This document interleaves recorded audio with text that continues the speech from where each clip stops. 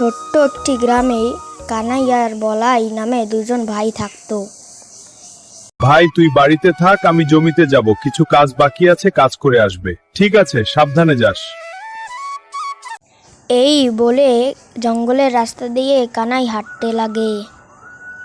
কানাই চারিদিকে দেখতে দেখতে হাঁটতে হাঁটতে সে তার জমিতে পৌঁছে যায় এবং সে কাজ শুরু করে।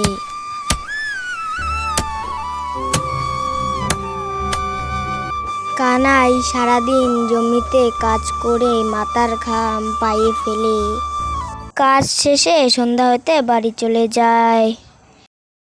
কানাই আর বলাই খেতে খেতে দুজনে গল্প করতে থাকে। দাদা, জমিনের কি সব কাজ শেষ? হ্যাঁ রে ভাই, সব কাজ শেষ। খুব ভালো, খা।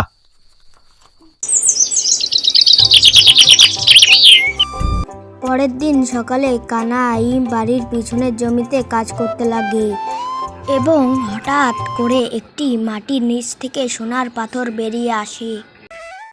এটা আবার কি? মনে হচ্ছে সোনার পাথর। কেউ আবার সোনার পাথরটাকে দেখে না ফেলি, তাড়াতাড়ি বাড়ি যাই।